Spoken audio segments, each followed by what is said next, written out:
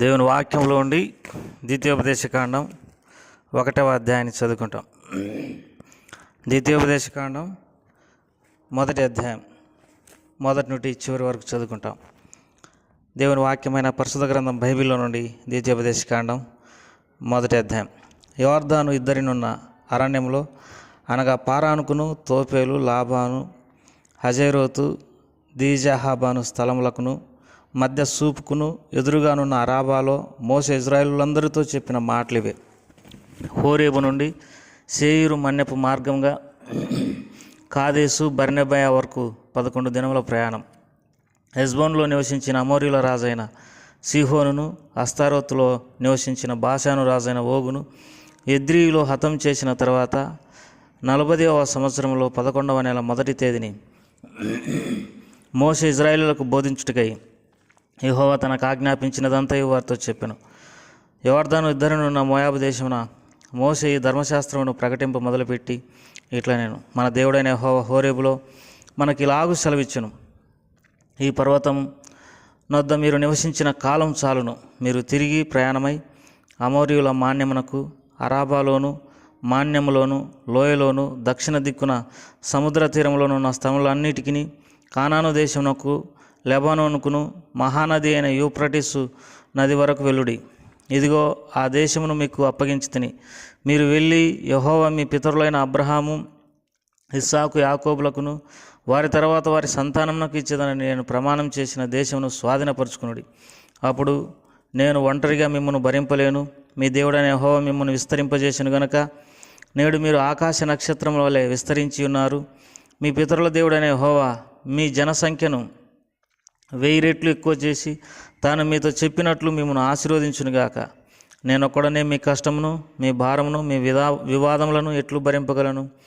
జ్ఞాన వివేకములు కలిగి మీ గోత్రములలో ప్రసిద్ధి చెందిన మనుషులను ఏర్పరచుకునుడి. వారిని మీ మీద నియమించదనని మీతో చెప్పగా మీరు నువ్వు చెప్పిన మాట చొప్పున చేయుట మంచిదని నాకు ఉత్తరం ఇచ్చిరి. కాబట్టి బుద్ధి కలిగి ప్రసిద్ధులైన మీ గోత్రములలోని ముఖ్యులను పిలిపించుకొని మీ గోత్రములకు న్యాయాధిపతులుగా నుండుటకై 1000 మందికి ఒకడును, 100 మందికి ఒకడును, 1000 మందికి ఒకడును, 10 మందికి ఒకడును వారిని మీ మీద నేను నియమించి తిని. అప్పుడు నేను మీ న్యాయాధిపతులతో మీ సహోదరుల వ్యాజ్యములను గూర్చి ప్రతి మనుషునికిని, వాని సహోదరునికిని, వాని యొద్దనున్న పరదేశికిని న్యాయమును బట్టి మీరు తీర్పు తీర్చవలేను. తీర్పు తీర్చున్నప్పుడు అల్పుల సంగతి కానీ, గనుల సంగతి కానీ పక్షపాతం లేకుండా వినవలేను. న్యాయపు తీర్పు దేవునిదే. కాబట్టి మీరు మనుషుని ముఖం చూసి భయపడవద్దు. మీకు అసాధ్యమైన కఠినమైన వ్యాజ్యమును నా యొద్దకు తీసుకొని రావాలనని నేను దానిని విచారించదనని వారికి ఆజ్ఞాపించి తిని. మరియు మీరు చేయవలసిన సమస్త కార్యములను గూర్చి అప్పుడు మీకు ఆజ్ఞాపించి తిని. మనం హోరేబు నుండి సాగి మన దేవుడైన యెహోవా మనకు ఆజ్ఞాపించినట్లు మీరు చూసిన ఘోరమైన మహారణ్యం నుండి వచ్చి అమోరీయుల మాన్యపు మార్గమున కాదేసు బర్నెబయకు వచ్చి చేరితిమి. అప్పుడు నేను మన దేవుడైన యెహోవా మనకిచ్చున్న అమోరీయుల మాన్యమునకు వచ్చి ఉన్నాము. ఇదిగో నీ దేవుడైన యెహోవా ఈ దేశమును నీకు అప్పగించెను. మీ పితరుల దేవుడైన యెహోవా నీతో సెలవిచ్చినట్లు దాన్ని స్వాధీనపరుచుకును. భయపడకుము, అధైర్యపడకుమని నీతో చెప్పి తిని. అప్పుడు మీరు అందరూ నా యొద్దకు వచ్చి మనకంటే ముందుగా మనుషులను పంపుదము. వారు మన కొరకు ఈ దేశమును వేగు చూసి తిరిగి వచ్చి అందులోనికి మనం వెళ్ళవలసిన త్రోవను గూర్చి, మనం చేరవలసిన పురములను గూర్చి మనకు వర్తమానం చెప్పుదరంటిరి. ఆ మాట మంచిదనుకొని నేను గోత్రం మొక్కంటికి ఒక మనుషుని చొప్పున 12 మనుషులను పిలిపించి తిని. వారు తిరిగి ఆ మాన్యమునకు పోయి ఎస్కోలు లోయలోనికి వచ్చి దాని వేగు చూసి ఆ దేశ ఫలములను చేత పట్టుకొని మన యొద్దకు తీసుకొని వచ్చి మన దేవుడైన యెహోవా మనకి ఇచ్చుచున్న దేశం మంచిదని మనకు తెలియజెప్పిరి. అయితే మీరు వెళ్ళనొల్లక మీ దేవుడైన యెహోవా సెలవిచ్చిన మాటకు తిరగబడి మీ గుడారములలో సనుగుచు యెహోవా మన యందు పగబట్టినందున మనలను సంహరించున్నట్లు అమోరీయుల చేతికి మనలను అప్పగించుటకు ఐగుప్తు దేశంలోని మనలను రప్పించున్నాడు. మనం ఎక్కడికి వెళ్ళగలం? మన సహోదరులు అక్కడికి జనులు మనకంటే బలిష్ఠులును ఎత్తైన వారునై ఉన్నారు. ఆ పట్టణములు గొప్పవి, ఆకాశం నుండి ప్రాకారములతోనున్నవి. అక్కడ అనాకీయులను చూస్తామని చెప్పి మా హృదయములను కరగజేసిరని మీరు చెప్తిరి. అప్పుడు నేను మిమ్మల్ని చూసి దిగులు పడకుడి, వారికి భయపడకుడి. మీకు ముందుగా నడుచుచున్న మీ దేవుడైన యెహోవా మీ కనుల ఎదుట ఐగుప్తులోను అరణ్యంలోను మీ కొరకు చేసినట్టు మీ పక్షంగా యుద్ధం చేయను. మీరు ఆ చోటికి చేరు వరకు మీరు వచ్చిన మార్గమంతట్లో మనుషుడు తన కుమారుని ఎత్తుకున్నట్లు మీ దేవుడైన యెహోవా మిమ్మల్ని ఎత్తుకుని వచ్చిన సంగతి మీరు ఎరుగుదురు అని మీతో చెప్పి తిని. అయితే మీకు త్రోవ చూపించి మీ గుడారములను వేయవలసిన స్థలమును మీకు సిద్ధపరచున్నట్లు రాత్రి అగ్నిలోను పగలు మేఘంలోను మీకు ముందుగా నడిచిన మీ దేవుడైన యెహోవా యందు మీరు విశ్వాసం ఉంచలేదు. కాగా యెహోవా మీరు చెప్పిన మాటలు విని బహుగా కోప్పడి నేను మీ పితరులకు ఇచ్చేదనని ప్రమాణం చేసిన ఈ మంచి దేశమును ఈ చెడ్డతరం వారిలో పుణ్యకుమారుడైన కాలేబు తప్ప మరెవరినూ చూడడు. అతడు పూర్ణ మనసుతో యెహోవాను అనుసరించిన గనుక అతడు దానిని చూచును. అతడు అడుగుపెట్టిన దేశమును నేను అతనికిని అతని సంతానమునకు ఇచ్చేదనని ప్రమాణం చేశాను. మరియు యెహోవా మిమ్మల్ని బట్టి నా మీద కోపడి నీ పరిచారకుడకు నూను కుమారుడైన యెహోషువ దానిలో ప్రవేశించును కానీ నీవు దానిలో ప్రవేశింపవు. అతడు ఇజ్రాయేలీయులు దాన్ని స్వాధీనపరుచుకున్న చేయును కనుక అతనికి ధైర్యపరచుము. ఆ దినమున మంచి చెడ్డలను ఎరగని మీ కుమారులు అనగా అపహరింపబడుదురని మీరు చెప్పిన మీ పిల్లలు దానిలో ప్రవేశించుదురు. దానిని వారికి ఇచ్చేదను, వారు దానిని స్వాధీనపరుచుకుందరు. మీరు తిరిగి ఎర్ర సముద్ర మార్గముగా అరణ్యమునకు ప్రయాణం చేయుడని చెప్పాను. అందుకు మేము యెహోవాకు విరోధంగా పాపం చేస్తుమి. మా దేవుడైన యెహోవా మాకు ఆజ్ఞాపించిన మాటలన్నిటిని అనుసరించి మేము పోయి యుద్ధం చేస్తామని నాతో ఉత్తరం ఇచ్చి మీరందరూ ఆయుధములు పట్టుకుని ఆలోచింపక ఆ మాన్యమునకు పోగా యెహోవా నాతో ఇట్లా నేను యుద్ధమునకు పోకుడి, నేను మీ మధ్యన ఉండను గనుక మీరు వెళ్ళకుడి. మీరు వెళ్ళినను మీ చిత్తులు ఎదుట హతం చేయకూడదని వారితో చెప్పు. ఆ మాటలు నేను మీతో చెప్పినప్పుడు మీరు వినక యెహోవా మాటకు తిరగబడి మూర్ఖులై ఆ మాన్యమునకు వెళితిరి. అప్పుడు ఆ మాన్యంలో నివసించిన అమోరీయులు మీకు ఎదురుగా బయలుదేరి వచ్చి కందిరి గలవలే మిమ్ము తరిమి హోర్మా వరకు సేయీరులో మిమ్ము హతం చేసిరి. తర్వాత మీరు తిరిగి వచ్చి యెహోవా సన్నిధిని ఏడవగా యెహోవా మీ మొరను లక్ష్య పెట్టలేదు, మీ మాట వినలేదు. కాగా మీరు కాదేశులో బహుదినములు నివసించిరి. మీరు నివసించిన దినములు ఎన్నో మీకు తెలిసినవి. ప్రభువారు ఈ వాక్య భాగాలను మన కొరకై దీవించి ఆశీర్వదించునుగాక. మనం ఈ దినం ద్వితీయోపదేశకాండం మొదటి అధ్యాయాన్ని చదువుకున్నాం.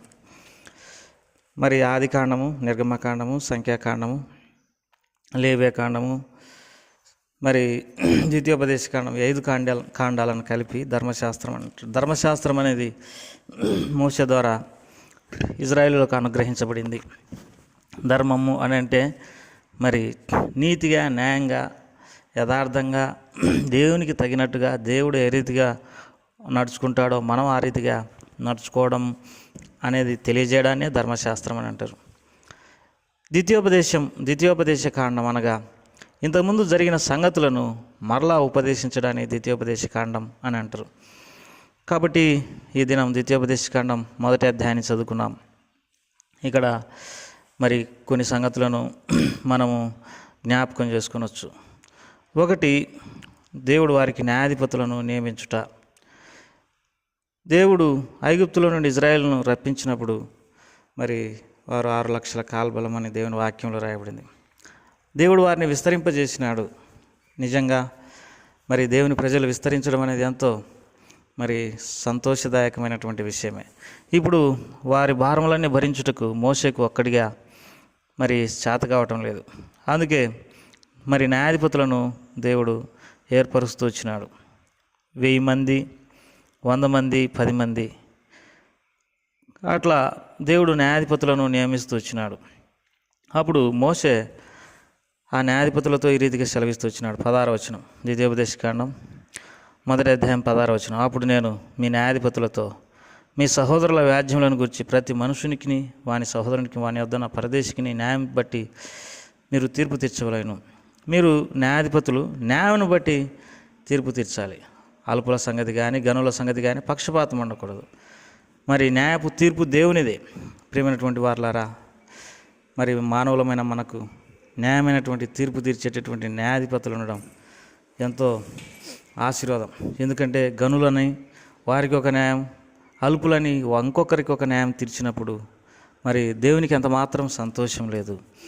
కాబట్టి న్యాయంగా అందరికీ తీర్పు జరిగినప్పుడు, లేకపోతే అందరికీ తీర్పు దొరికినప్పుడు ప్రజలు సుఖ సంతోషాలతో జీవించెదరు. ఆ తర్వాత ఇంకొక మాట కూడా మరి మోషే న్యాయాధిపతులతో అంటాడు, మీకు అసాధ్యములైన కఠినమైన వాద్యం నా యొద్దకు తీసుకుని రావాలను, నేను దాన్ని విచారించదనని వారికి ఆజ్ఞాపించి తిని, మరియు మీరు చేయవలసిన సమస్త కార్యముల గురించి అప్పుడు మీకు ఆజ్ఞాపించి తిని. కాబట్టి కఠినమైన వ్యాజ్యాలు నా యొద్దకు తీసుకురండి. మోషే కూడా కఠినమైన వ్యాజ్యాలు తన యొద్దకు వచ్చినప్పుడు తాను ఎంత మాత్రం సొంతగా తాను నిర్ణయాలు తీసుకోలేదు. ప్రతి విషయాన్ని దేవుని యొద్ద విచారించేటటువంటి వాడు. ఈ పని ఏ రీతిగా చేయాలి, ఈ పని ఏ రీతిగా చేయాలి, నాకు తెలిసినంత వరకు మరి దేవుని మీద ఆనుకున్నటువంటి వాడు మోషే. ప్రతి విషయంలో దేవుని చిత్తాన్ని కనుక్కొని దాని ప్రకారం జరిగించినటువంటి వాడు. దేవుని మాట, దేవుని ఆజ్ఞను జబదాటకుండా ప్రవర్తించినాడు. అందుకే మరి వారికి ఎంతో ఆశీర్వాదాన్ని ఇజ్రాయేలులకు తీసుకుని వచ్చినాడు. తర్వాత ఇంకొక రెండో విషయం ఈ ద్వితీయోపదేశకాండం 1వ అధ్యాయంలో చూడగలం. కానాను దేశాన్ని వేగు చూడడానికి 12 మంది ఇజ్రాయేలీల గోత్రాధిపతులను పంపించినప్పుడు వారిలో 10 మంది చెడ్డ సమాచారం తీసుకొని వచ్చినారు. అక్కడ మేము అనాక్యులను చూస్తే వారి దృష్టిలో మేము ఎంతో మరి తక్కువగా కనపడితే, మేము మిడతల వల్ల వారికి కనపడితే, వారు ఎంతో ఉన్నత దేహులు, వారి ముందర మనం నిలవజాలం, మరి మనం తిరిగి ఒక నాయకుని ఏర్పరచుకొని మనం ఐగుప్తు దేశానికి పోదామని 10 మంది ఇజ్రాయేలీల గోత్రాధిపతులు మరి ఇజ్రాయేలులకు మరి చెడ్డ సమాచారం తెలియజేస్తూ వచ్చినారు. ప్రియమైనటువంటి వారలారా, ఈ దినాలలో కూడా మరి చెడ్డ సమాచారం తెలియజేసి ప్రజల విశ్వాసాన్ని దొంగిలించేటటువంటి వారు మనలోనే, అనగా సంఘంలోనే ఉండేదారు. కనుక మరి ధైర్యం చెప్పడానికి కేవలం 2 మాత్రమే ఉన్నారు. వారిలో కాలేబు, యెహోషువ అంటాడు, దేవుడు మన యందు సంతోషపడితే మనం తప్పక వారిని జయించదము అని అంటాడు. అదెంతో శ్రేష్టమైనటువంటి దేశం, దేవుడు ఆశీర్వదించినటువంటి దేశం, పాలు తేనెలు ప్రవహించేటటువంటి దేశం. మీరెందుకు ఇలాంటి నిర్ణయాలు తీసుకుంటున్నారు, వెనక్కి తిరిగిపోదామని జనులను ధైర్యపరచడానికి ప్రయత్నం చేసినాడు. ప్రియమైనటువంటి వారులారా, 10 మంది పెద్దలు, గోత్రాధిపతులు చెడ్డ సమాచారం చేసి అనేకుల హృదయాలను కరిగిపోనట్లుగా చేసినారు. మన విశ్వాసాన్ని మరి దొంగిలించేటటువంటి వ్యక్తుల నుండి మనం జాగ్రత్తగా ఉండాలి, దూరంగా ఉండాలి. ఎంతోమంది మనకు అనేక విషయాలు చెప్పి మనం దేవుని మీద ఆధారపడుకోకుండా మనుషుల మీద ఆధారపడేటట్టుగా, లేకపోతే దేవుని నుండి తొలగిపోయేటట్టుగా, లౌకికంగా నడుచుకునేటట్టుగా అనేక సలహాలు మరి మనకు బోధించెదరు. అయితే మనం ఎంతో తెలివితో ఈ లోక సంబంధమైన ప్రజల నుండి వేరు చేయబడి దేవుని మీద విశ్వాసం ఉంచి మన ఎదుట ఉన్నటువంటి అంత కఠినమైనటువంటి పరిస్థితినైనా ధైర్యంగా ఎదుర్కోవడానికి మనం తీర్మానం చేసుకోవాలి.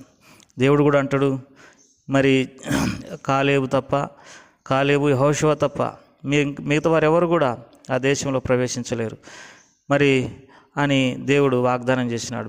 వాస్తవమే, ఐగుప్తులో నుండి బయటకు వచ్చినటువంటి వారిలో కాలేబు, యెహోషువ తప్పనిచ్చి ఎవరు కూడా కానాను దేశంలో ప్రవేశించలేకపోయినారు. చివరికి మోషే కూడా ప్రవేశించలేకపోయినాడు, అహరోను కూడా ప్రవేశించలేకపోయినాడు. మోషే అహరోనులు ఎందుకు ప్రవేశించలేదని అంటే, మరి మస్సాలో అనగా వాళ్ళకు ఇజ్రాయేలులకు నీళ్లు లేనప్పుడు మెరీబా జలం వద్ద వారు దేవుని గణపరచలేదు, దేవుని సన్మానించలేరు. మరి మోషే దేవుని ప్రజలను ద్రోహులారా అన్నాడు. ఆ కారణాన్ని బట్టి మరి దేవుడు ఎంతో బాధపడి మీరు ఆ దేశంలో ప్రవేశించలేరని దేవుడు మాట్లాడుతూ వచ్చినాడు.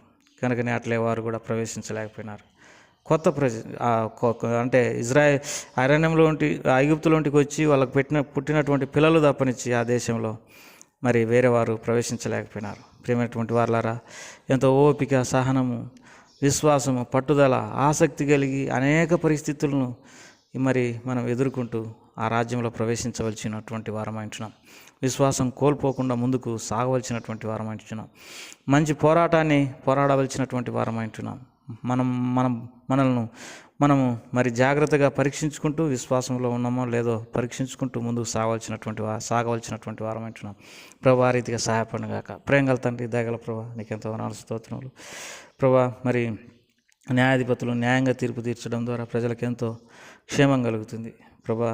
మా సంఘాలలో ఉన్నటువంటి వారు కూడా న్యాయంగా నడుచుకోవడానికి, న్యాయంగా తీర్పు తీర్చడానికి సహాయపడుతున్నాడు. మా దేశంలో కూడా న్యాయం మాత్రమే మరి జరగడానికి సహాయపడుతున్నాండి. ధర్మానుసారంగా నడచడం ద్వారా కీడేమి సంభవించదు కనుక ధర్మానికి కట్టుబడి మేము జీవించడానికి సహాయం చేయండి.